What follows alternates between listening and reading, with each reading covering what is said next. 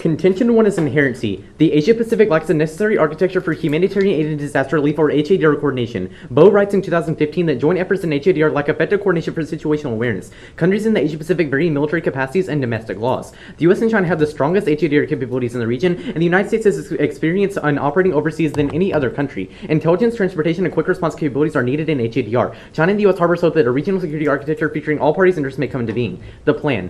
The United States federal government should substantially increase its diplomatic engagement with the People's Republic of China by cooperatively implementing humanitarian aid and disaster response operations and drafting a disaster risk reduction and early recovery standard operating procedure in the Asia Pacific. Contention 2 is harms and advantages, which is natural disasters. First, the United States cannot solve disaster response on its own. Development of cooperative framework for HADR is critical in the Asia-Pacific to avoid disease outbreaks and risk of nuclear meltdowns. This is on in Weiner 14. A large-scale disaster can result in a disaster response environment that requires more resources, capabilities, and coordination than U.S. foreign disaster response mechanisms can provide. The need for disaster response capabilities is acute in the Asia-Pacific region. Damage due to natural disasters are projected to increase as a result of climate change. There are currently 119 operational nuclear power facilities. It took time and resources to develop a coordinated response to radiological hazards created by the Fukushima reactor meltdown, and similar challenges will be likely. And nuclear meltdowns cause extinction. Huff 2014. Reactors have a high likelihood of failure, a catastrophic scenario that would most likely lead to destruction of all life on our planet. Backup generators ensuring fuel rods and reactor cores don't overheat and melt. These generators were designed to operate for a maximum period of about 24 hours. It could take weeks to bring control systems back online. All those generators would leave nuclear reactors prone to meltdowns. And natural disasters trigger widespread instability without rapid and developed response capabilities. U.S. engagement is a critical institutional leadership, but continued vulnerability risks extinction. Tips 13. Increased vulnerabilities to natural disasters and the limits of political and economic capacity to deal with them. People will become ecologically displaced, and political leaders define the priorities for expenditures in dealing with what they perceive as the greatest threats to the country. U.S. leaders have to shift their characterizations of threats from environmental to existential and futuristic to imminent. How competing political pressures will play out depends on the timing and locations of disasters. U.S. influence with these countries will depend on the level of U.S. engagement and leadership in promoting global solidarity through collaboration on relief and relocation options. Safety of the United States will be endangered by unjust vulnerabilities to natural disasters and extreme environmental crises. Vulnerabilities are both existential and irreversible. And Asian instability independently causes Indo-Pac nuclear accidents and terrorism. Covalence 14. South Asia is the region most at risk of a breakdown in instability. India and Pakistan face severe challenges because of higher levels of domestic instability, and raise further concerns about control and the heightened vulnerability. To accidents and terrorism, the deterrence relationship is intertwined with China. This increases susceptibility to shocks, and each of these is worrisome, but the combination could be particularly destabilizing. And natural disasters become breeding grounds for communicable disease. Beard and 14. Natural disasters tend to breed outbreaks of disease. Continuing problems with hygiene and diseases related to hygiene are common in refugee camps. The lack of sanitation and cleanliness that are typical with large populations of people who live in close quarters only cultivated the epidemic in the already subpar health conditions. And disease outbreaks risk extinction. McAfee and Greenwood 13. For a disease to have a severe impact, it would be necessary for the pathogen to occur in highly lethal strains. Lethality is historically seen in Ebola. A possible outcome of hyperlethal infections is that affected populations will be reduced to small numbers of widely dispersed individuals. And economic decline causes isolationism and risks the collapse in NATO cohesion. Engagement maintains U.S. institutional leadership. Memoli, April 25th, 2016. The nature of current challenges is only further call for a multilateral approach. There are always going to be challenges mentioning Russia's continued disruptive behavior. All of us need to meet our responsibilities, and we have to make sure that NATO carries out its mission. Focusing the United States' strength through multilateral action leads to more effective and sustainable outcomes. And NATO cohesion prevents extinction. Farmer 2015. Tensions with Russia could blow up into all-out conflict, posing an existential threat. Putin could invade NATO after calculating the alliance would be too afraid. Ambiguity will make collective decisions difficult, and Russia could use brinkmanship. The threat of escalation might be used to prevent reestablishment, and risk of miscalculation resulting in a conflict. Russia might try to test NATO's resolve with the same subversion used in Ukraine, and the alliance must be prepared to repel aggression. And U.S. institutional leadership is vital to global stability. Decline causes nuclear great power war. Brooks, Eikenberry, and Wolfworth, 2013.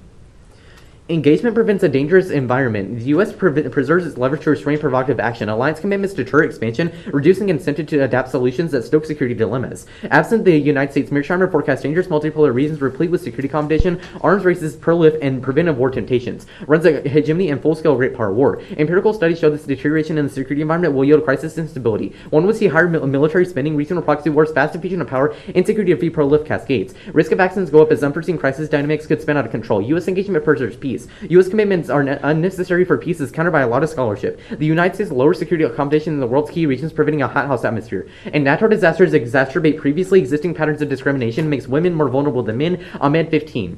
Women might be more likely to die from the natural disaster itself, and safety issues left in its wake. Women tend to be less aware of how to protect themselves since they are often left out of the planning process when it comes to the emergency preparedness. After an earthquake, what many describe as an epidemic of sexual violence broke out, and hospitals become packed, and many women lose access to essential reproductive health services and give birth in appalling conditions without access to safe delivery services and life-saving care. And natural disasters cause post-traumatic stress disorder, depression, and anxiety. Dear 14. Disasters cause a significant amount of stress. Death can be traumatic. You expect to see people returning to normalcy. When that doesn't happen, that's a sign the individual is beginning to experience post-traumatic stress disorder, depression, or anxiety. There's bound to be an onset of depression that can have a negative impact on individuals and the community. And separation, intestinal disease, and dehydration ensure children face the worst impacts of natural disasters. Kalski 16. Natural disasters affect children's health. A disaster can reduce the intake of calories and essential vitamins and nutrients. Illnesses or injuries caused by the natural disaster are difficult to treat and become worse. Babies were separated from their parents. Diarrhea, cholera, and other intestinal diseases increase due to lack of safe drinking water. Diarrheal illness can lead to dehydration and malnourishment. Dehydration can become life-threatening. Poor nutrition can exacerbate illness, and children's respiratory rates are higher. Their immune systems are less mature. Many of their systems will still be undergoing rapid growth and development. Fetuses and very young children are susceptible to long-term impacts from negative health shocks. Contention 3 is solvency. China will say yes, the plan is the gateway to a safer Asian continent, Bo 2015. The Sino-U.S. military exercise on HADR was held in Haikou. Around 150 from China and the U.S. participated. Recent years have seen a new phenomenon in China-U.S. relations. They are all aimed to address non-traditional threats. The 80% of the global natural disasters occurred in the Asia-Pacific. HADR is a la mode in the region, exemplified in a myriad of bilateral and multilateral exercises. And second is that only multilateral approaches can foster effective remedies to natural disasters, Evans and Drayback 5. Vulnerabilities and risks are accelerating at rates that far exceed such increased capacities. Disasters must be placed within the broader context of public policy, perception, and history. A global focus must be developed, and the majority of disaster victims reside in countries where few research teams have ventured. And third is that only U.S. action can solve unilateralism, and Southeast Asia empirically fails, Lucy 16. Disaster risk reduction programs help communities reduce risk and build resilience. Achieving resilience requires approaches to help communities' capacity to manage an array of recurring shocks. The people of Indonesia developed a tsunami early warning and evacuation system that got people out of harm's way. The OFDA supports programs that give people tools to restart former jobs, provide psychosocial care to traumatized disaster survivors, and prepare individuals to get back on their feet. And finally, prefer utilitarianism. Maximizing all lives is the only way to affirm equality, Kaminsky 1990. By emphasizing the one who must bear the cost, one fails to respect other separate persons with each with only one life. We have a duty to promote the existence of rational beings. Equal consideration dictates that one sacrifice some to save many. Respect for rational beings requires appropriate practical consideration to the unconditional value of beings. It does not involve doing evil. It simply requires an uncompromising commitment to the equal value and equal claim. Okay, so what exactly is the HADR? HADR stands for Humanitarian Aid and Disaster Response. So what that means is that we can basically garner this off of the Office of Foreign Disaster Assistance, which leads to different forms of frameworks and which would be established under the plan. Okay, so you say different forms of frameworks. What are those specific frameworks? We don't indict any specific framework because that means that we wouldn't be able to solve, because that would mean that there would be a unique response to different forms of disasters. That means that would be inefficient because every disaster is unique. Okay, that's good. So do we just pass the plan and say that in the future we will have disaster cooperation? Yes. Okay, but what does that look like in the real world? That looks like an actual response to disasters instead of just going about it, just play it by ear. Is that going to be putting people on the ground? Is that going to be putting money toward the disaster? It's going to be cooperation via by way of providing different forms of technology exchange. It could be the exchange of personnel as well. Okay, it could be or it will be? It will be. Okay, so you advocate for technology exchange and personnel. Anything else? There are different things like funding in which the United States and China could cooperate. It's just a normal means. Okay, so we can do anything as long as it's about natural disasters under your plan text, correct? Well, we're saying that we would establish a standard operating procedure. Okay, what is that standard operating procedure? The standard operating procedure would be one in which has an effective response, a decentralization. What is an effective response? One that would curb the effects of natural disasters. Okay, so anything that decreases natural disasters is an effective response. Not decreases natural disasters, decreases the effects of natural disasters. Okay, anything that can in any way solve for a natural disaster falls under your standard operating procedure. Anything that can solve the impact can fall under standard operating procedures. Okay, so does that mean your standard operating procedure is inherently a multilateral or bilateral approach? We're arguing that multilateralism would be garnered off of the plan after it is passed. We're not saying that. Great. So we're saying that it's initially bilateral because the United States and China have already agreed to this, and then that spills over into multilateral institutions. Okay, is multilateralism and solving for multilateralism and bringing multilateralism forward an effectually topical portion of the affirmative? No, we don't claim topicality off of multilateralism. We're saying that if the plan plan in the vacuum can engage with just the United States and China, that means that we are not extra topical. Okay, why do we assume that multilateralism is any way tied to the United States and China having an SOP for HADR? I don't understand the question. why do we assume there's any spillover effect for Chinese and U.S. action into the Okay, international so our entire community? NATO scenario is indicative of the fact that natural disasters are causing these forms of strains in terms of the international diplomacy in the international community. So our argument is that this would actually allow for cohesion in terms of NATO relations along with that of the United States and China. Okay, just on your like advantage scenario, what is the internal link for HADR decreasing Indo-Pac conflict currently? Sure. So our argument is that there's currently different forms of instability that reside within India and Pakistan. So our argument within our piece of evidence in which indicates that in our equivalence evidence, it indicates that the forms of natural disasters are at the heart of like Southeast Asia in that region, and which would have different forms of adverse effects in that region specifically. Okay, thank you. Starting off on topicality, first, engagement must mandate a bilateral relationship. That's D'Souza 07. It has been established as a functional dialogue and practical relationship between the United States and target government if it conducts bilateral relationship that target countries' values and wants to preserve. Violation, the affirmative says themselves that the plan is multilateralism. Multilateralism is not topical. Standards first is limits. A government limit is the only way to keep the topic manageable. Otherwise, they can use any third-party intermediary, lift barriers to private engagement, or target civil society. It makes topic preparation impossible. Two is negative ground. Formal governmental channels are key to predictable relations. Disads and counterplans that test engagement. Next is voters. First, for education, the affirmative broad interpretation of the topic kills death in round. A loss of deep education is the biggest impact. Second is competitive equity. We do not have to prove abuse in the specific round. Voting in favor of topicality affirms that this app should not be accepted on the circuit because it has the ability to be abusive. And third, this is also a voter for retro topicality. The plan text itself is reasonably topical, but the methodology they want to see isn't. Next T. Engagement requires quid pro quos. Consensus say positive inducements are key. That's Hall 14.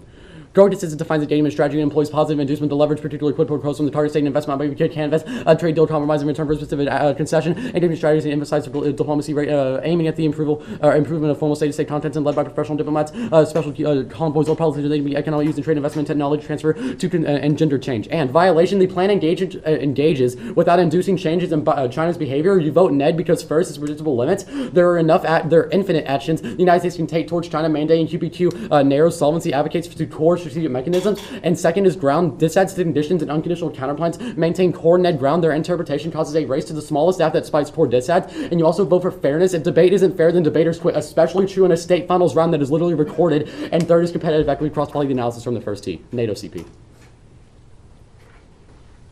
Text, the North Atlantic Treaty Organization should engage with the People's Republic of China by developing frameworks for implementing humanitarian/disaster response operations and disaster risk reduction and early recovery standard operating procedure in the Asia Pacific. Unilateral/bilateral approaches fail. A multilateral approach is key. This solves the entirety of the AF and probably solves their NATO impacts better than they do. That's Uyghurs 15. Complex disasters can surpass the capacity of a single nation or the other entities to deal with the crisis. Moreover, besides disaster relief, there are usually other factors that make humanitarian emergency even more complex. When analyzing NATO's historical record of disaster relief activities, the humanitarian nature of the operation varies. NATO's assistance in this specific operation was a great humanitarian value. Next is the disad. Turkey currently refuses to integrate the missiles they have received from Russia into the NATO arsenal. That's Sputnik yesterday.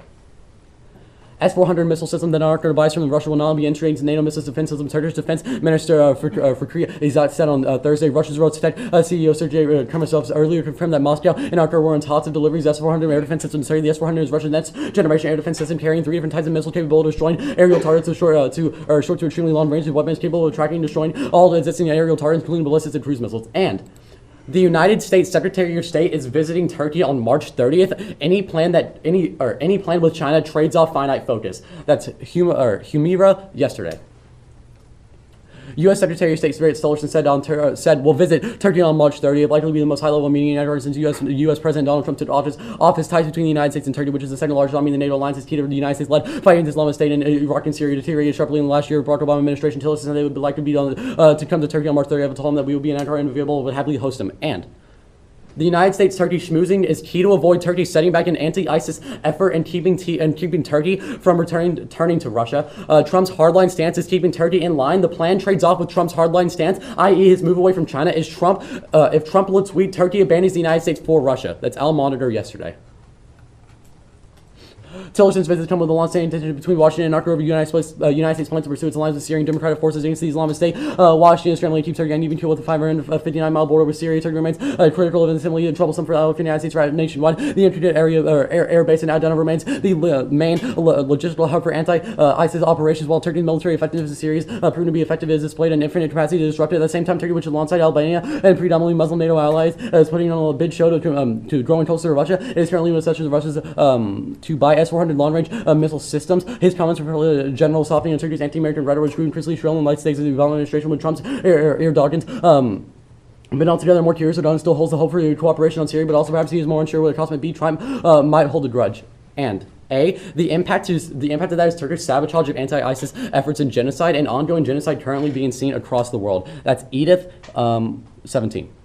Human rights lawyer Clooney urged Iraq and the world nations on Thursday not to let the Islamic State of the same to genocide. That's shocking as most groups brutally the passive its response and the world nations campaign to investigate crimes and bringing the perpetrators to justice will defend while justice will be forever the reach we allow the evidence to disappear. Going for the card there. And B, Turkish-Russia alliance causes large-scale human rights against perceived dissidents and the rise of a Turkish caliphate in face of ISIS. That's Ozalp and 17. The narrative of simple foreign powers, that is, the West didn't want growing Turkish influence in the region, so they collaborate with internal forces over the government. The stance in Erdogan's departure from the Western Bloc alliance with Russia, essential for Erdogan slowly banning the Western Bloc. The result was the purging of 1,000 German employees, seizing $1 billion companies in jail, and more than $120. This meant Turkey had to jail more journalists than any other country. We'll cut that card there on the case. Starting on inherency, HADR coordination is effective now. That's Chin 15. Pacific Partnership was developing the annual HADR focused engagement. The U.S. Pacific Fleet engagement also built disaster preparedness and resilience is progressively expanded multilateral involvement with the participation of vessels from Australia, New Zealand, and Japan, leading to enhanced regional interoperability. And when Typhoon Haiyan struck the Philippines in 2013, U.S. DoD responded with a list and logistics support. We'll cut the card there at support and skip the next card and go into the plan. So all the plan does is provide a framework. There is no guarantee that the plan will solve. Means you vote in a presumption right now, just guaranteeing a framework and saying that the framework might solve is not enough a scenario to say that you're going to solve the affirmative. On to natural disasters. Their Bo 15 card advocates for the United States is trying to provide aid to already existing policy to detail Singapore, and it's a detail Singapore and Japan's existing policies. Always all this is we do is to fund them. The app doesn't do that, and their On and Wiener 14 card says that climate change is the reason for natural disasters on the uprising. Without fighting climate change, all the app impacts are inevitable. Congrats, Trump already displayed a desire to roll back Obama's climate policy, and election gives him an easy way to do that with through executive action. That makes warming inevitable no matter what. That's Matthews and 16. Can do a lot through executive action, only declining to defend clean power, declining to enforce any environmental protection, and come up with new, weaker rules. And disease discourse results in biopolitical control over the health society to cure us from the other. That's Savage 07. With the advent of the nation state, hygiene and medicine was attending to the health assumed an increasingly important place on the administrative sense of the administrative power of the health of the population. All became one of the essential elements of the political power of the nation state was the only body equipped to deal with the necessary process of discipline, identification, categorization, containment, and elimination. Go ahead and cut that card there. And no Indo-Pac war and peerage, U.S. intervention, international affairs, all checked. That's Sharma 13. Prime Minister Ronald sending an order to dispatch in both the study to be the business as usual in Pakistan with the brutal and line to control the political dynasty and going any Pakistan threat of the certain focus on how Indo-India-Pakistan relations may play out. We'll cut that card there too. And also claiming offense off of terms like depression and anxiety is a simplification of mental illness. That is a voting issue. Solvency. APDRF solves for disaster relief. That's ADB 13. ABDR is a special fund designed to provoke quick-disturbing grants to ABD's member countries and the major land disasters. 2009 ADB is attending media assistance to 10 developing member countries since the AR or APDRF ABD's ABD to provide $3 million in emergency assistance in Cambodia recover from devastating floods. Cut the card there at floods. And India-China disaster relief solves. That's Empirics. It's Anderson 15. When our trade measures in 20 and the British Chelsea, Nepal, and April 2013, China and India responded with dispatching search and rescue teams of developing tons of emergency supplies. Both China and India should cooperate leadership in the immediate response and agreed to continue working together. Did we not say in the plan text that we are just engaging with China on T? Okay, but most of your solvency is claimed off of multilateral. Not the solvency, the plan. Okay, the plan we said is reasonably topical. The methodology is the violation. That was specifically analyzed within the 1 and C. Okay. Why aren't we a QPQ? You're not a QPQ because the plan doesn't actually do anything to change China's behavior or actually get anything from China in return. Why? All you're doing is cooperatively engaging without ever having any sort of thing in return. So all you're doing is the United States giving HDR. So we're just giving stuff to China. Yes, we're arguing that is not QPQ. No, you're arguing that we're just giving stuff Oh to yeah, China. we're arguing that you're just giving stuff to China, yeah. Okay.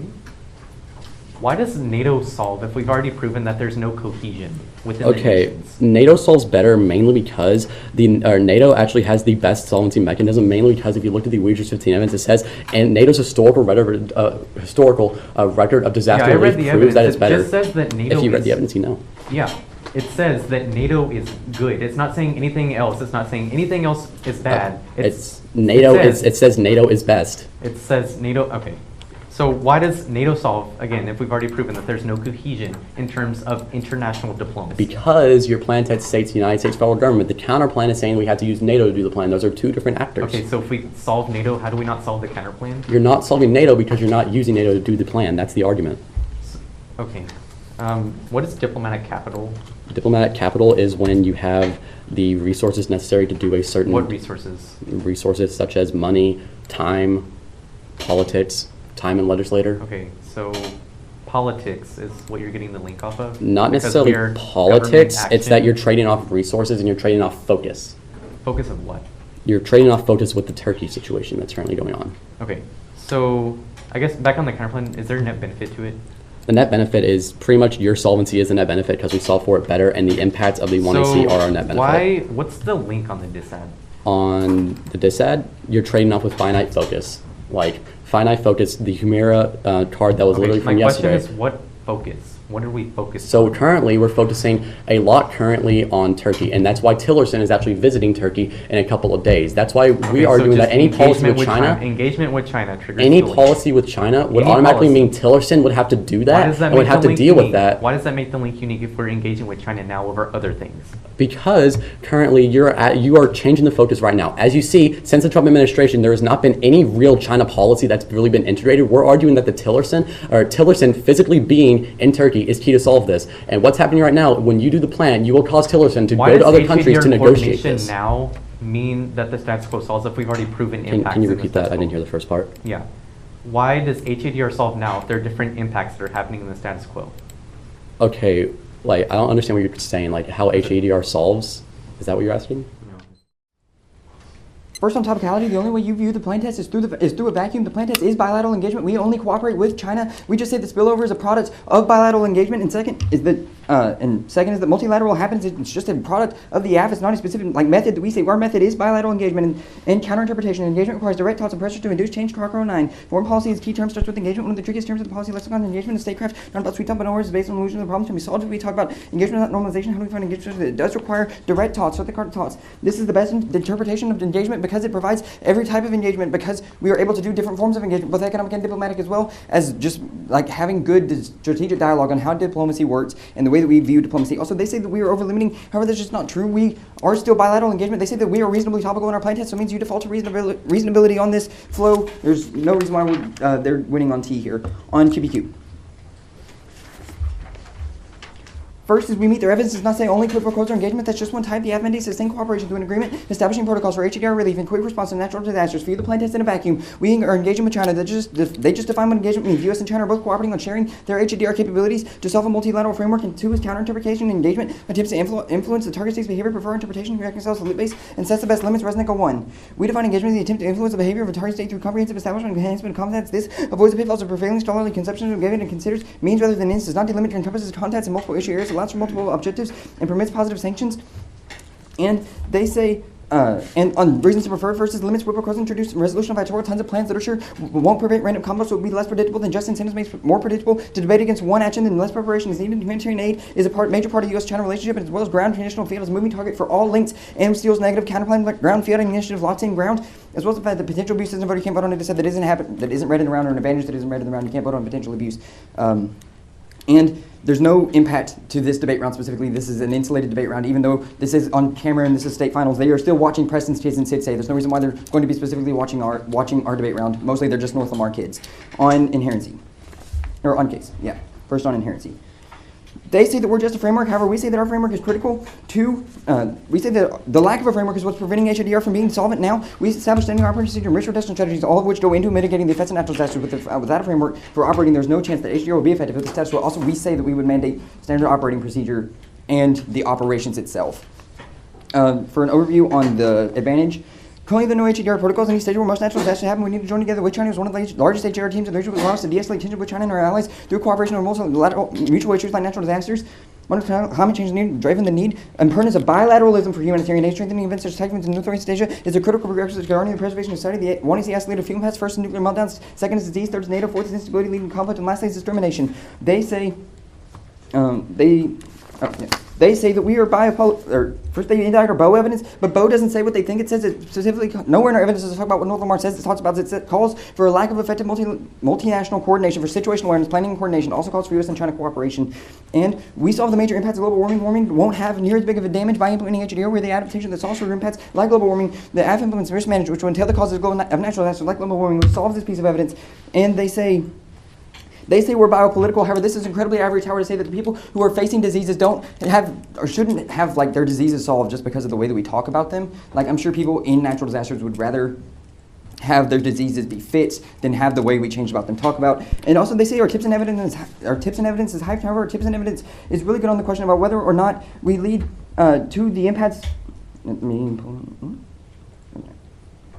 Specifically on instability, that we would trigger widespread instability with natural disasters because political leaders would shift towards imminent threats and the threats they view as existential, and to rally their country, as well as political pressures would increase. They don't answer any of the warrants in this evidence. They don't actually look at the warrants in the evidence at all. They say that there's no way to pass an scenario how their evidence does not assume an increase in instability that would cause a rise of terrorism and a rise of Indo-Pat or rise of India to do a rally around the flag effect in order to fight and use Pakistan as a scapegoat. They say it's bad to claim solvency off of things like women's violations and PTSD. However, these diseases actually cause these impacts. We are trying to alleviate these impacts. Again, you cross by the ivory tower thing here, the ivory tower argument here. Again, women and kids are affected. They don't care how we talk about things. They would rather have these natural disasters not be affected on them the most. Also, we involve women in the planning process, which means that they would be the ones who would kind of be solving for these things. So there's not really any argument on that. On solvency, they say that HDR solves now. However, that's not true because China is not involved with it. Specifically, Specifically, we say that China is critical to doing it because they have one of the largest HDR capabilities in the region. Without them, the U.S. would be ineffective. They say ADP solves, however, no, because this is just a grant. This is just a grant program. It's not actually doing any sort of operations. And they say China-India solves, but that's not true. They're not in the Asia Pacific, nor have they solved the impacts of like the last 15 years of natural disasters. On to DipCap. First is takes that ways you prefer the probability and time for more harms natural disasters frequent devastating East Asia every year. Their impacts have never been proven to happen. Unlike the humanitarian aid mission will lead to a nuclear war. Impacts will happen and are empirically proven to be more destabilizing. The AF solves it says allies love HDR, won't take any diplomatic capital. Jackson et al. 16. HDR demonstrates strong cooperation on area of common interest. HDR is a cooperative mission on which all Southeast Asian countries agree. HDR is an international public good. HDR supports capacity building efforts for Southeast Asian governments to become more resilient to natural calamities. And B, cooperation leads to stability. Instability is a primer for conflict. Our Tips 13 evidence is excellent on this. Causes shifts to country-first mentalities, increased vulnerabilities, and shifts towards preeminent threats. The AF solves war between to solve these conflicts. And cooperation spills over is the best way to solve for the DISAD, as well as the fact that NATO and U.S. leadership would be able to solve for this DISAD because of the fact that the U.S. would be able to have better leadership and look more credible because of the way that they're solving for natural disasters and promoting their leadership. And U.S. HDR capabilities in the Asia Pacific solve hegemony, assurance-basing soft power. Brightbird 13 means that they can like pressure Turkey into doing what they want. Disaster relief is a large strategic imperative. Disaster relief boosts soft power. The military sends a message that global forces are good. The importance of this cannot be underestimated. Leads a more positive attitude toward the U.S. Third, disaster relief is an opportunity to forge stronger relationships. These kinds of activities can serve as a clear purpose of building trust and development ties. They can also serve to legitimize U.S. military presence where it's currently disputed. Few countries are complaining when the U.S. acts on a time of real crisis. The forceful U.S. response also serves to affirm American commitment to our allies. And no link. Empirically, spending political capital isn't a zero-sum effort. The U.S. can engage multiple diplomatic endeavors simultaneously, and also 7-6.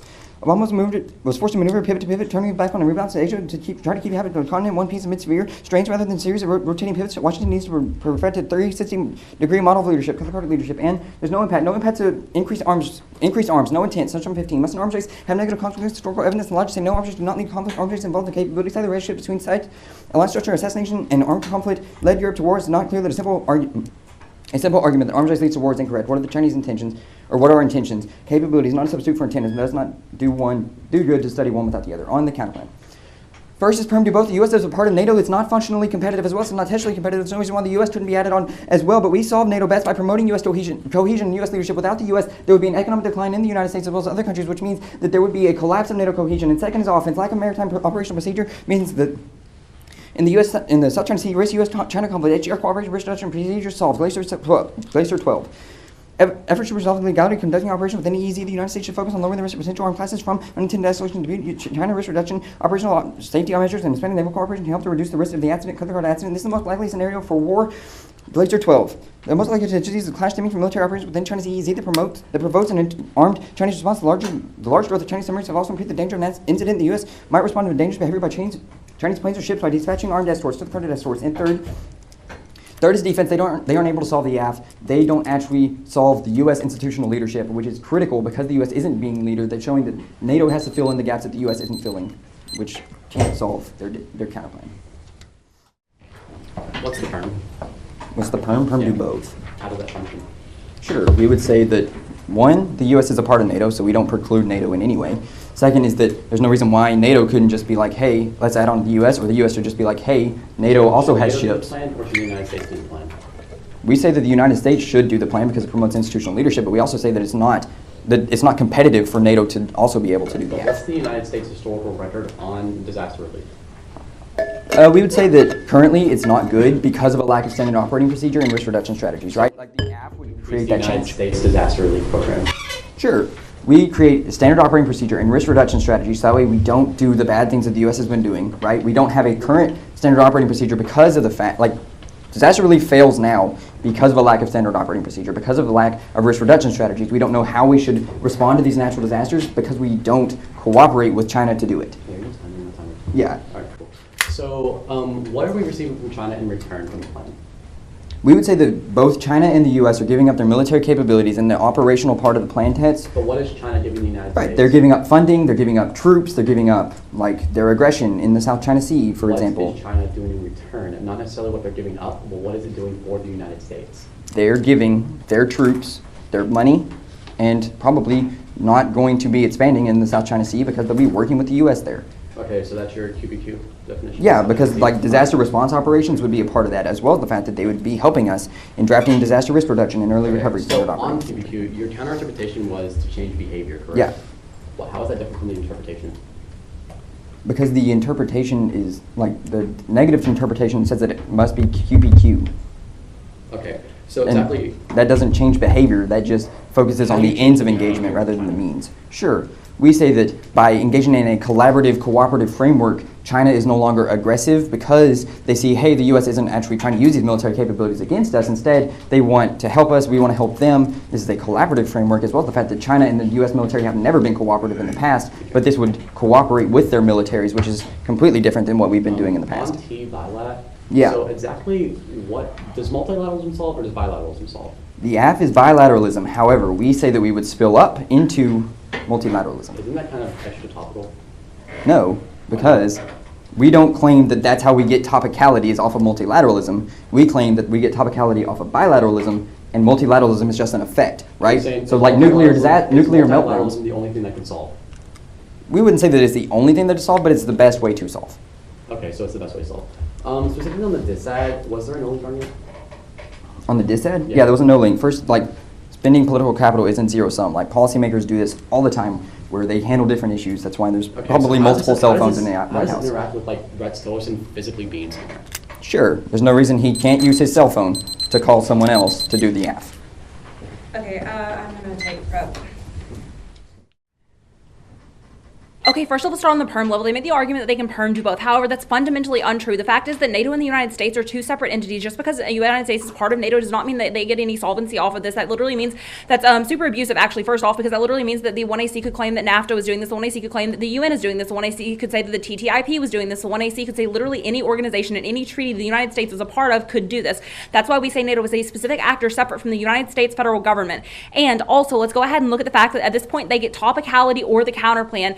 They literally say that if they that they are going to be using the United States federal government can go hand in hand with NATO action. That's inherently flawed because that means that they're not topical under the USFG definition or the engagement definition. Zach's going to get more into that in a minute, though. Let's look at the actual line-by-line debating here. The next argument they make is that there's currently a lack of a maritime procedure, and that means that the U.S.-China could have conflict in the South China Sea. First off, that has nothing to do with the DISAD. That's fundamentally non-responsive. The DISAD literally says that we should do the affirmative plan, but instead we should do it through NATO, a non-governmental actor outside of the United States, a coalition of multiple nations. That is literally the the evidence from their 1AC. Go ahead and cross-apply the Mamoli and Farmer evidence from the 1AC here. Both pieces of evidence talk about the fact that NATO is critical to solving all of their impacts. This is literally the internal link of their only advantage scenario. Also, so we might as well just go ahead and bolster NATO now, use NATO as our actual advocate for the plan, and get rid of the middleman of the United States. That also means that we win time frame because we're able to get this in place faster as opposed to having to wait for the spillover they say might happen. And also, they say that they have the most likely scenario for war. Okay, the argument here we make is that there are two problems with that. First off, we are both trying to solve for the same thing, but also the Ouija evidence is really good on this question. It specifically says that NATO is the best for pushing humanitarian efforts. It cites the humanitarian value of every single procedure NATO has done has increased when it has signed on as the actor as opposed to an individual nation, because it has a kind of credibility that single nations don't have, and they lack the number of direct enemies that a single nation has because they are an alliance of many nations. This is the reason you prefer the counter plan. Also, let's go ahead and look at the fact that there's no actual unique offense on this that is responsive to the reason that their plan's usage of the U.S. federal government and spillover into NATO is necessary prior to our just acting through NATO. There's no reason that this counter plan isn't a prereq to the 1AC. Go on to the disad. True fundamentally mishandles the disad. Most of these arguments are non-responsive, but let's go ahead down the flow. Okay, first off, they say that humanitarian aid isn't going to be linked to nuclear war. Well, guess what? We never argue for a nuclear war scenario here. Our literal impact scenario is genocide by ISIS because the Turkey decides to step in on anti-ISIS efforts by the PYG and PKK when they team up with Russia. That's the internal link scenario as well. But the next argument they make is that the United States loves HADR, and that means there's no trade-off. Go ahead and extend across the Humera evidence here. It's really good at talking about the fact that Tillerson actually has been trying to travel Asia, but on March 30th, he will be moving to Turkey. Whenever he enters Turkey, he's going to be focusing on trying to change the relationships in Turkey, which were failing at the end of the Obama era. That's why we argue that Tillerson's government is fundamentally different than the way the Obama government functioned. Their evidence predicates on U.S. love of HADR, not the way that Tillerson interacts with foreign policy and the way Tillerson's diplomatic capital trades off. But also, let's go ahead and look at their argument that diplomatic capital is not zero sum. This is another place where truth fundamentally misunderstands the disad. We are not that we have a limited number of diplomatic capital and that automatically means that we trade off. No, if you actually read the warrants within the Humera evidence as well as the next piece of evidence, both of them talk about the fact that we are predicated on a perception of Trump, that Trump currently has hardline policies. In fact, the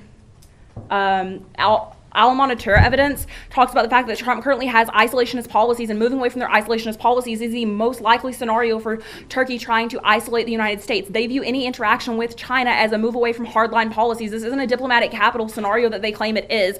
We say this is a trade-off with Trump perception in Turkey's eyes, making Turkey try to trade over to focusing on Russia as opposed to the United States as their primary ally. The reason the counterplan solves the disad is really important here because we say that Turkey is currently trying to move away from not only the United States, but NATO. Trying to focus in on NATO as an actor itself is automatically the best way to avoid a Turkey move away from NATO. Also, let's go ahead and go back down the flow some more. They say that the country first mentality solves war. Okay, the fact is that assumes that we are talking about countries specifically. We actually say our impact level, that's the Al-Monitor as well as the Edith evidence, talks about terrorism. We talk about ISIS. ISIS is not a governmental entity. They're not affected by the rationalisms within that this evidence predicates on the rational state actors theory. Also, they make the argument that NATO and the United States can solve. Well, guess what? If NATO and the United States can solve this, then you buy the fact that NATO can solve it alone. They never give you a specific warrant saying the United States as a single actor is necessary. Both teams' evidence all predicates on NATO action. And also, let's go ahead and look at the argument that there's no impact to the arms race. Okay, concede that because we don't argue arms race. They just read you a card about arms race when that's not the impact. The impact is that Turkey moves to Russia cooperation, tries to sabotage Kurdish rebel forces against ISIS, means they sabotage anti-ISIS efforts. ISIS proliferates and continues to commit mass genocide, which is in the Edith evidence. This disad has not been fundamentally answered at any point, and there isn't a fundamental, no link argument. It's misunderstood, and the counterplan can solve because there's no actual answer to that. Let's go into some case debate, though, on the advantage. First off, they make the argument that Bo doesn't actually say that the policy is already existing, but that says that it needs to be multilateral. Okay, first off, Bo does talk about multilateralism, does say multilateralism is good. That's probably a really good reason that NATO should sign off on the 1AC, and that Bo evidence is actually the reason the counterplan solves, because Bo specifically says that multiple nations, multilateralism is the best option. NATO is the only multilateral entity that can do anything in relation to this, but also it does say there are currently 115 different operations which are being funded and different in actions of that. That's a pretty good reason that you believe the Bo evidence terminally non-uniques the disad or the advantage scenario. But then also you can go on to the second piece of evidence that we read. They make the argument that implementing HADR is key to solving warming, but make them isolate you a specific warrant where it says HADR solves warming. They solve for the impacts of warming. Warming continues to escalate, becomes a conflict magnifier, an impact magnifier, meaning that they can't continue to stay a step ahead of warming forever. Make them prove they stop the CO2 emissions. Make them prove they stop CO2 sinking if you want to buy this. Go ahead. And then also, let's go to the next argument. They say turn ivory tower, the disease isn't biopolitical. Okay, center across our argument, the disease is biopolitical because it creates this fundamental idea that we have to eliminate that which is dirty in society, which has historically been used to eliminate the other from society, those who are impoverished, those who are indigenous, those who are not in the upper echelons of society or in Western society.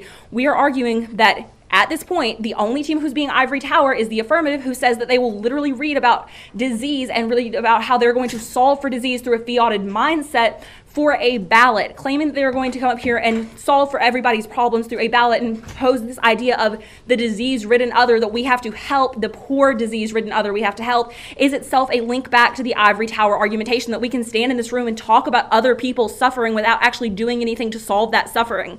Also, let's go ahead and look at the Sharma evidence that we read. You can go ahead and extend that across, that there's no actual Indo-Pak war. But also, let's look at the fact they try to make the argument that tips and evidence are used for existential threat rallying. Okay, fundamental flaw here. The Indo-Pak evidence never actually talks about HADR. It all says that some forms of disasters cause an increase in tensions, but it doesn't ever actually have any way that this causes Indo-Pakistan to go to a war. They haven't gone to a war yet. There's no tipping point for this, no reason you buy it. But on the, go ahead and cross-apply the ivory tower answers to the PTSD and the women's scenario and the children's scenario. These are all reasons we argue that we're not ivory tower. Using other people suffering for a ballot is the biggest form of ivory tower debate. Okay. If you want to argue the AF includes NATO, cool, do that. We'll go for topicality. NATO's not the United States federal government. And if you want to say it is, then fine. Then also say the UN's the U.S. federal government. Why is the U.S. a part of NATO? The United States is a part of NATO. Sure. NATO's not the United States. Okay, so if NATO did it, the U.S. would also be doing it. The United States would be doing it as part of NATO, not as an individual nation. How is it functionally different than the AF? Because the AF does not preclude all of the other NATO nations signing on. Yeah, the AF does not preclude that. So how is I'm sorry, the AF does not include that. I'm sorry, SAT vocab, not really good at it. Okay. On DipCap, what's the difference between diplomatic focus and diplomatic capital? Okay, so it's not diplomatic focus or diplomatic capital. We argue that there is some amount of Tillerson's focus that has to go into play, but the real link here is Trump's perception. Do you want me to finish explaining the difference? Okay, so we argue that Trump currently, the way this functions, it takes a hardline isolationist stance on China. If he changes away from that by trying to interact with China, Turkey has said they will become allies with Russia as opposed to the United States. That hedge is boosted by the AF. Do we win? That we look stronger and Trump looks stronger? No, because Turkey said the moment that they see the United States giving in to Chinese demands, they become allies with Russia. Where does it ever say China in your evidence? One second, let me go to the disavowal. Okay. The no, like, I don't want it to do you have work. an actual warrant that No, says okay, China? let's look at it. One sec. All right.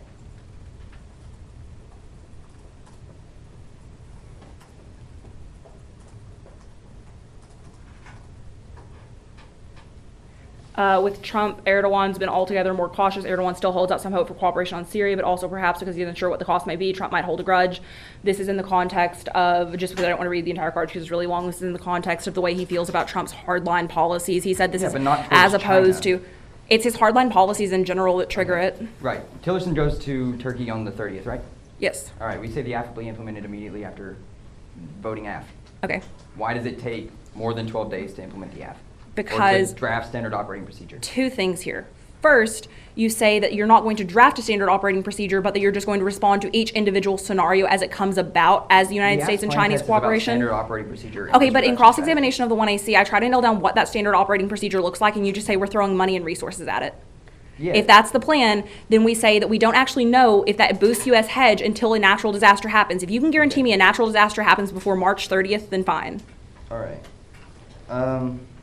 How is, okay, so on diseases, is it okay to just allow people with diseases to just go about having diseases? It's not okay to say that, yes, we should let people die, but it's also not okay Isn't to that say... what the negative is doing by saying No, we say biopolitics? we say that we're just high school students debating policy affirmatives. Using other people's suffering for a ballot's really messed up. Start from the interpretation on the bilateralism. Here's a warrant from their interpretation evidence. It states the diplomacy of engagement means raising questions that the other country may wish to avoid or be politically unable to answer. It places the ball in the other country court. This means that their interpretation evidence is extremely power tagged because it talks only about because it's specifically talks only about pressure. The affirmative is not pressure, means they're not even topical under their own interpretation. They don't even meet their own interpretation. So you value our interpretation, one, because it isn't power tagged, and two, because it's better provides an actual broader term for an engagement besides just pressure, and also because it supports the resolution the best, as the resolution is the United States federal government should engage with the People's Republic of China. They are exploiting the resolution to say that they want it to say by adding things such as, oh, we're multilateralism. Well, also this interacts with the counterpoint specifically because they try to say that NATO is the United States federal government by saying NATO is a part of the United States federal government. That allows literally any organization the United States federal government might be a part of to be topical. We could literally say that since the United States federal government is a part of NAFTA, then NAFTA should be able to do the plan. That's exactly what they're trying to do. Like NAFTA, not being an actual organization or anything, but that's like the sounding thing that they are trying to justify by saying that we can be an organization that the United States may be a part of, which automatically means they are exploiting the topic. So make them choose one. Either they act through NATO or they're not. Either they act through NATO or they're not topical. It means that you automatically value one of those things. Violation. So let's take a specific look at the warrants for the Momoli 16 evidence that's in their affirmative case.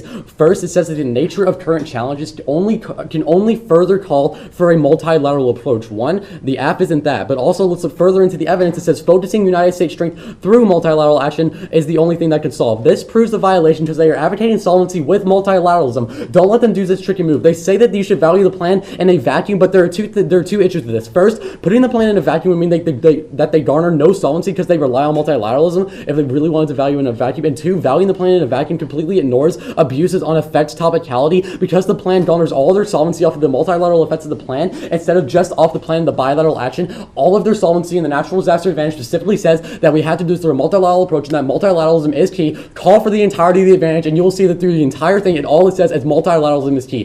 Don't let them have any sort of or solvency off of bilateralism. And if they claim multilateral solvency, it means they're automatically not topical. So on the standards debate on this. First, let's take a look at limits and saying that they can justify any third-party intermediary and lift barriers to private engagement or target civil society with literally anything that they might, or by exploiting limits. This makes topic preparation impossible, and also limits outweigh because education is inevitable, but unfocused education isn't productive. Limits determine the direction and productivity of learning, and depth over breadth. In-depth research on athletes to better understanding the intricacies of China policy. They haven't led to a in-depth discussion on education on China policy. They try to exploit the research burden on the net, and limit literally double the educational benefit of debate. That's Arrington, 2009.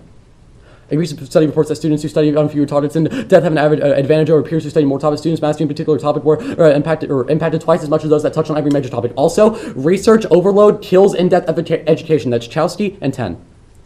According to the professor's research cited at the Times piece, the idea that information overload causes distraction was supported by more and more research, and those distractions are forcing us to change the way we think. Deep thought is losing ground superficially. This means that you automatically value limits because without limits, we do not have in-depth education, and we have a research overload that completely puts the burden too much on the negative and kills all education. Also, the second standard was negative ground, which says that formal government channels are key to predictable relations. They are trying to add more channels within the plan. We say that is bad for ground.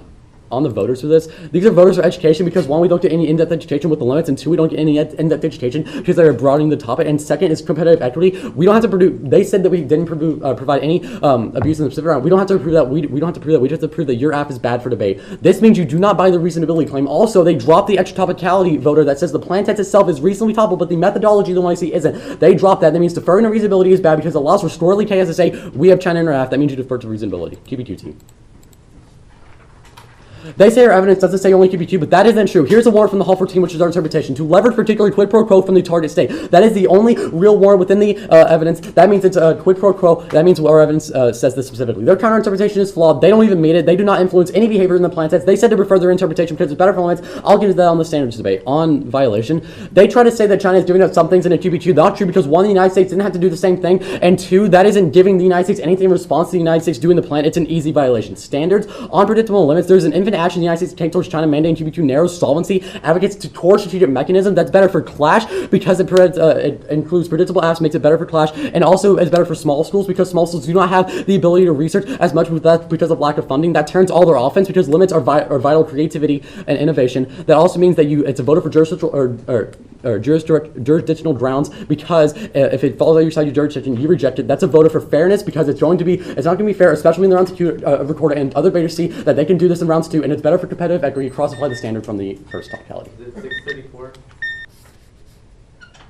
You're going to be voting for Athens in this debate for the major inconsistencies in the negative block due to the reason that they don't extend enough in order for them to win this debate. First, on T engagement. Bilateral, they only make an argument about how the plan in vacuum doesn't mean that they can solve, but you are still going to buy the fact that we can defer to reasonability and also extend the fact that the plain text in a vacuum is the only way that you can frame topicality, which means that you don't consider anything else. It's only the plain text in a vacuum, meaning that you just look at the plain text. That we are bilateral, that means that that's good enough. That means that we get reasonability. And also, they say that Mamoli says that we're only multilateral system that can solve, but forcing bilateral means that this means that this type plus this type of interpretation keeps teams from having these forms of advantages that are products of the F. And also they say the different on the standards debate they actually extend the counter-interpretation indicating that engagement is counter-interpretation means that the engagement tends to influence the state's behavior. Also the fact that they say that we don't our evidence says pressure, however, and that we don't meet our counter-interpretation. That's not true because we've already won that reasonability is going to be a major issue because they don't view the planet in vacuum. Also, we are the best internal link into their limits because we allow for engagement first it changes the state's behavior. Also, the perm on the counterplane is not abuse because we prove that it's okay for cooperation between the United States and China. Also, this answers all their standards because there's no form of substantiated analysis in the block. So that means that we are the best internal link into their limit standard. Also, the fact, let's go to QPQ. Extend the WeMeet that says their evidence says that QPQ is only one type of engagement. Their evidence literally says that they acknowledge other types of engagement being QPQ, and that means that you should defer to our analysis because it literally talks about different forms of engagement being QPQ. They say that we aren't our counter-interpretation. It's in the resting evidence indicating that we should exclude state behavior. They say that we don't have an increase in state fluent, but yes, our China says yes. Evidence says that we shift the cooperation within behavior. That was the Leslie evidence along with that of the Bow evidence, which was also conceded, which means that this means that we are good. We meet the topicality definition better. And they say that we lead to infinite action and the key to clash, but QPQ kills limits. It's just like saying the United States should engage with China over HADR and then in return for the for China giving the United States a puppy. That means that over limits and that kills every form of debate. Potential abuse is not voter. There's also no impact that Zach didn't extend in the 1R, which means that T is not going to be a voter in this debate. And also we still reasonably meet. That means that our we meet argument is going to be good enough on case.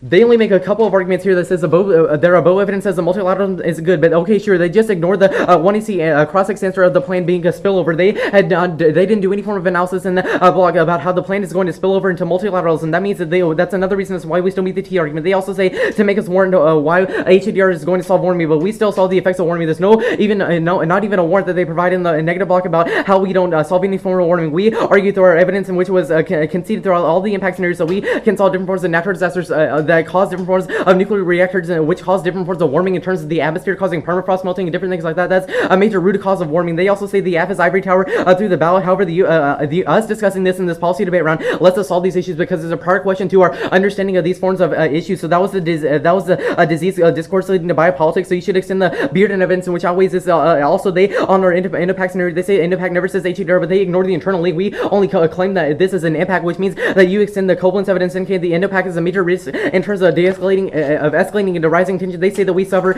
use suffering to the battle, but you can also cross by the other ivory tower argument about how us discussing this in this debate is going to allow us to have a different prerequisite and understanding of this. And on solvency, they completely concede solvency, which means that we get access to all of our impacts. Which means so you extend the form of disease in which we can solve for. Also, the fact that multilateralism is going to solve all of their offense, and the fact that the different forms of nuclear meltdowns and disease is going to be a major issue. Also, oppression is going to oppression is going to be solved through the implementation of the 1AC on the NATO counterplan.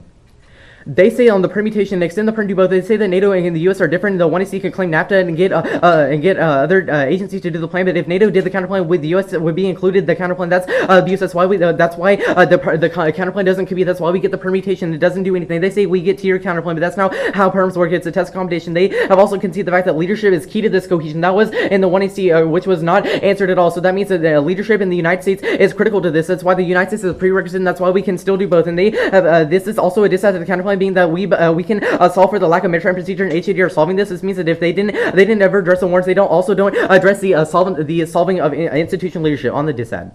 They have said that Tillerson is going to move to Turkey. However, Tillerson in Asia is in Asia now. The plan happens now, and that means that we can solve in terms of time frame. They've also conceded the case that weighs in time frame magnitude and empirical evidence is on our side. They say that we're limited on diplomatic capital, but the United States doesn't look weak with HDR. That leads to an increase in hegemony. They also say the focus on NATO solves Turkey. However, they never say anything about how China. It only talks about a hardline not doing nothing to solve the F. And they also say that NATO solves alone. But the Pern debate on the counterpoint means the U.S. is key, and you should look to the conceded Anna Weiner evidence says that only U.S. solves, and they never contest the solvency, which means you presume that, and also they concede the no link that political capital is not zero sum. Do not vote on the DISAD.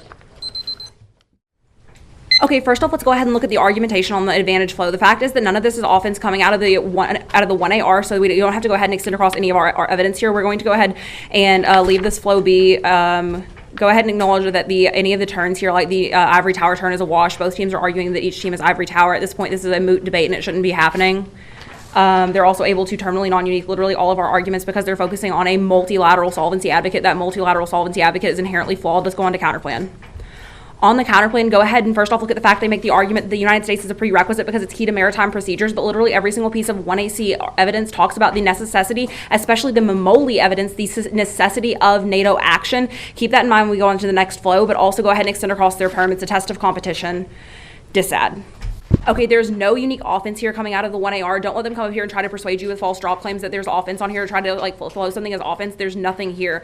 We're going to go ahead and extend across the argument that diplomatic capital doesn't have a trade-off value. Go on to T. On QBQ. Okay, first off, go ahead and extend across the fairness argument here. We argue that this round is recorded and that's a unique scenario for topicality. Even if you're a judge who doesn't normally have a low threshold for T, even if you're a judge who normally wouldn't evaluate T in a round, let's go ahead and acknowledge the fact that I'm literally standing in front of a camera and a microphone right now. The debate that we are having is a debate that multiple debaters will watch. I know as a freshman, we watched debates that other debaters had in state finals rounds and national finals rounds because we knew that that was the kind of debate that we needed to learn how to do because we knew that was the higher level debate that we were trying to strive to be. That means that young debaters oftentimes watch these kind of rounds and they mimic the things in this round. This is a voter for competitive equity because these kind of rounds set up the kind of discourse that is okay in the debate space and what is okay to be accessed in the debate space. This means it's unique to your ballot.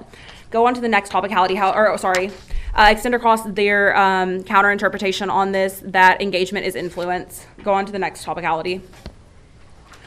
Okay, this is where we need to spend the majority of our time. We're going to sit on this for 3 minutes and acknowledge why exactly this gets each of your ballots individually.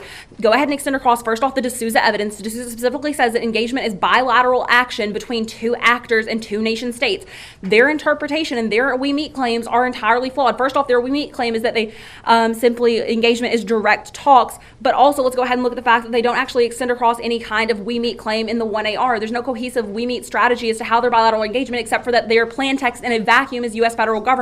Well, guess what? Their plain text in a vacuum arguments, you can go ahead and group all of them right now because Zach does a really good job on this in the 1R. Extend across the extra topicality flow. It specifically says that or the effectual topicality flow because it specifically says that the 1AC has an extra step between its passage and its solvency mechanism. The Mamoli evidence is really important here. If we look at the actual warrant of their Mamoli evidence, Mamoli, their internal link author who talks about every single one of their impact scenarios says, quote, the nature of current challenges only calls for multilateralism. That is proof that the only way they get solvency for their impacts is off a multilateral solvency advocate. You can't test their plan text in a vacuum because testing their plan text in a vacuum completely ignores the kind of advocacy they've had throughout the round. We argue that we have to answer things like solvency and advantage scenarios, not the plan text in policy debate. That's the way policy debate has evolved with policy-making judges, looking at the way that impacts and internal links affect the policy option.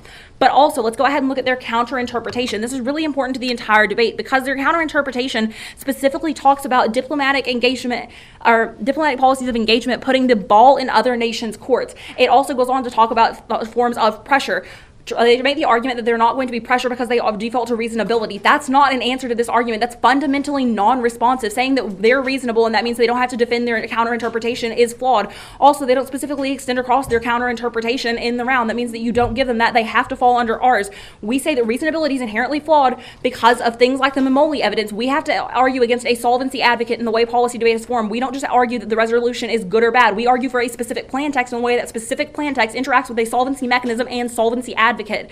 Also, let's go ahead and look at the fact that they argue that the perm isn't abusive because of the way it functions in this round. However, that's inherently flawed. The fact is that it allows any organization to be topical. Them coming up here and saying that the 1AC and the counterplan are fundamentally the same thing is a flaw, because it automatically shows that they believe that we can use any actor, including NATO, the United Nations, NAFTA, literally anyone. That fundamentally explodes the topic, and that's one of the biggest voters in this round. But also, they say no substantive analysis on their standards flow.